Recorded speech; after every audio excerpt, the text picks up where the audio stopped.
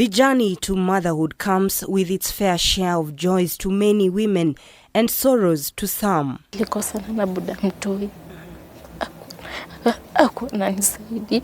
Due to him nilikuwa na go through a lot after kupoteza mtoto. The postpartum recovery of women manifesting in different ways, as Dr. Sauda Faruqi tells us. But the postpartum changes are similar in terms of the uterus, the breasts, because of breastfeeding, and in normal delivery you'll have the vagina needs to heal because the baby has passed through there.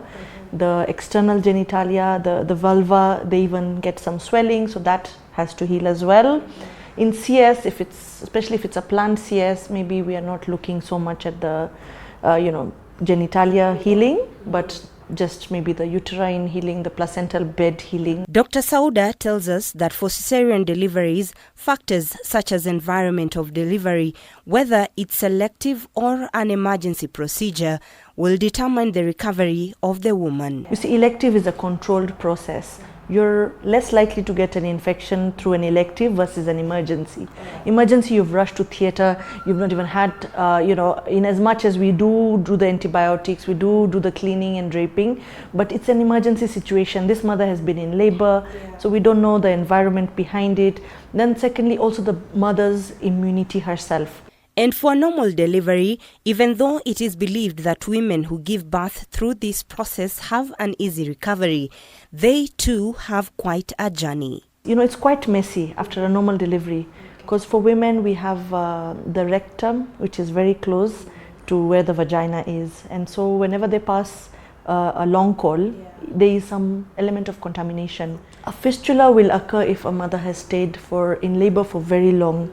Yes, and so that process, we call it obstructed labor, that can lead to a fistula formation. It's not every patient who's at risk of a fistula formation. Maybe the baby was too big, the mother was too small, she was in labor for too long.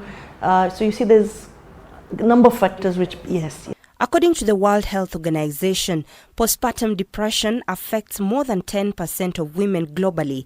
And here in the country, this is a public health crisis that goes undiagnosed in many women, even though its causes are as clear as crystal. And most of the contributing factor mostly is hormones. We have, as women during pregnancy, they go through a whole host of hormonal ups and downs, okay?